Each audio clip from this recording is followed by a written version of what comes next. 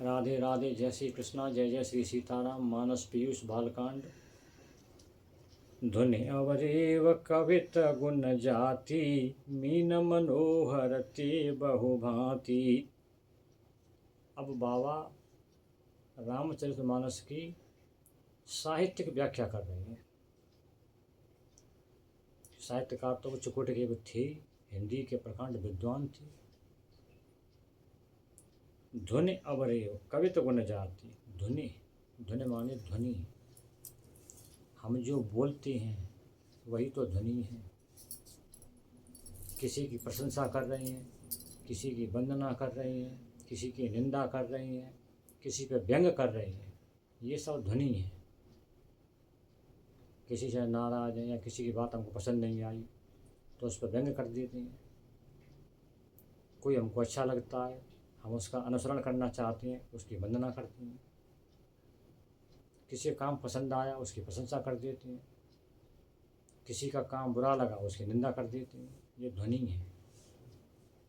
अब अवरेव, अवरेव क्या होता है? अवरेव फारसी शब्द है। बाबा फारसी शब्द का यूज भी कर देते थे। अवरेव का मतलब होता है कि साहित्य में जो कुछ कहा गया है उसका अर्थ वही नहीं है जो आपको महसूस हो रहा है, लग रहा है। उसका अर्थ कुछ और होता है। इसको अवरेव कहते हैं। तो ऐसे शब्दों का प्रयोग बाबा ने इसमें किया है। कविता गुण जाति, कविता तो ये है ही पूरा रामचरितमानस। गुणों का भंडार है, सारे गुण इसमें भरे हुए हैं। मीन मनोहर ते बहुभांति।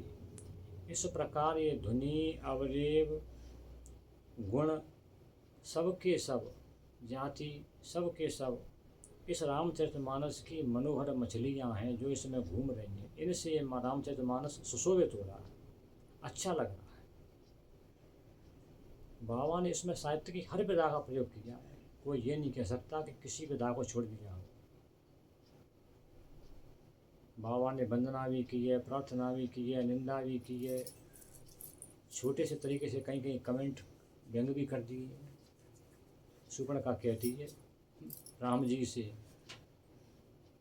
कि मैं कुमारी हूँ, मुझे तुम बहुत सुंदर लग रही हो, मैं आपके साथ विवाह करना चाहती हूँ। वो कुमारी नहीं थी, विधवा थी, लेकिन बाबा ने उसके मुँह से कुमारी कहलवा के उस पर व्यंग किया है कि देखो अपने आपको कुमारी बता रही है कि वो कुमारी है। इस प्रकार बाबा ने कहीं कहीं व्यंग का प्रयोग कर लिया है। अब बाबा क्या कहते हैं?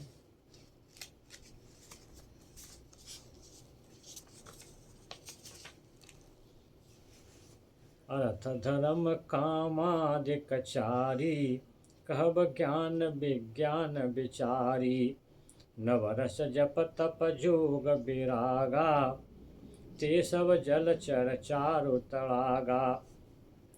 इस रामचरितमानस में अर्थ भी है, धर्म भी है, काम भी है, सब का सब है। आपको कैसा चाहिए? अर्थ चाहिए, उस रामचरितमानस से अर्थ भी मिल जाएगा तुमको। पढ़ो, इसका पाठ करो, इसको अपने आप में सिद्ध कर लो, इसके आदर्शों का पालन करो, आपको पैसा भी मिल जाएगा। कितने कथावाचक हुए हैं। क्या उन्होंने हल जोता है? किसी फैक्ट्री में नौकरी की है, कोई सरकारी नौकरी की है? नहीं की है। उनके पास इतना पैसा धन कहाँ से आ गया? इस रामचरितमानस की कृपा से, इस राम कथा की कृपा से।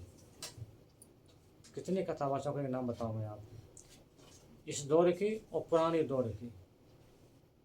उनके पास पैसा इस राम कथा से ही आया। धर्म, धर्म तो इसमें है ही, धनवान कुल बातें तो इसमें हैं ही। और शास्त्र विहित जो कर्म हैं जिनसे आपको भोग प्राप्त होता है वो आप करिए, मनाही नहीं है। व्यस्त जीवन का पालन कीजिए, कोई दिक्कत नहीं है। परमिशन लीजिए राम कथा में। अब कहव ज्ञान विज्ञान विचारी, ऐसा नहीं है कि विज्ञान के प्रतिकूल हो। इस रामचरितमानस की सारी कथाएं अध्यात्म और विज्ञान के सिद्धांतों से जुड़ी हुई हैं। ऐसा नहीं है कि विज्ञान से सुसंगत नहीं है। विज्ञान से भी प्रूफ होती हैं और अध्यात्म से भी प्रूफ होती हैं, दोनों इस तरीके से प्रूफ होती है। बाबा बता रहे हैं। कुछ लोग कहते हैं कि साइंस सबसे बड़ा है, अध्यात्म क्या होता है। नहीं, अध्यात्म को आप रिलेवेंट कीजिए साइंस से तो समझ में आ जाएगा कि अध्यात्म भी साइंस से प्रूफ होता है और साइंस अध्यात्म से प्रूफ होता है। पृथ्वी की गति निर्धारण अध्यात्म से हुई है, साइंस से नहीं हुई है। और पृथ्वी की गति में थोड़ा सा ही परिवर्तन हो जाएगा तो हमारा आपका जीवन भी चेंज हो जाएगा।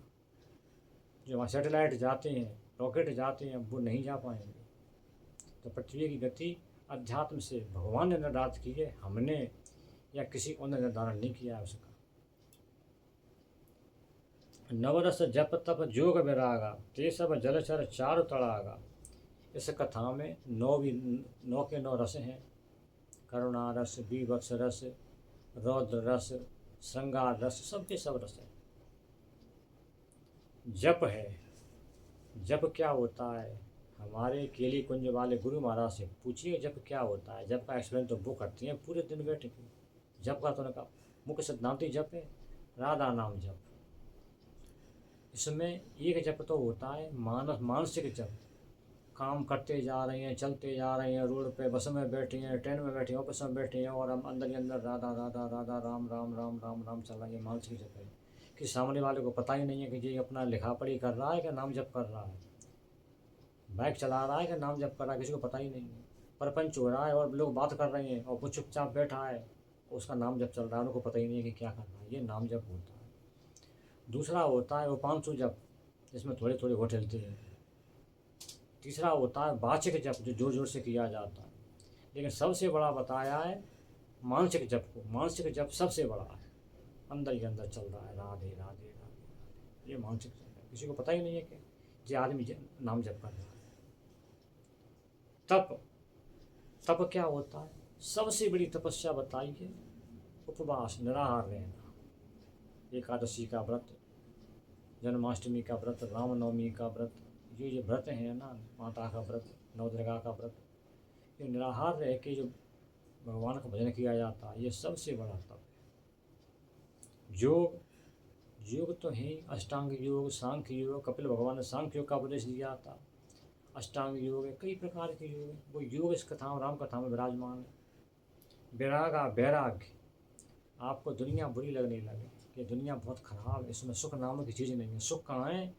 आपको भगवान के भजन में, भगवान की पूजा में, नाम जप में, तीर्थों में, वृंदावन में, गोवर्धन में, अयोध्या जी में, हरिद्वार में, काशी विश्वनाथ में, वहाँ आपको सुख प्राप्त सुख महसूस होने लगे। मतलब आपको वैराग्य हो गया और आपको सांसारिक चीज़ों में सुख महसूस हो रहा है, आपको वैराग्य नहीं हुआ।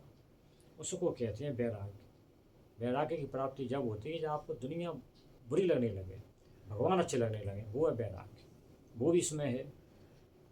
ते सब जलचर चारु तड़ागा, ये सब के सब जलचर की तरह इस रामचरितमानस में घूम रहे हैं।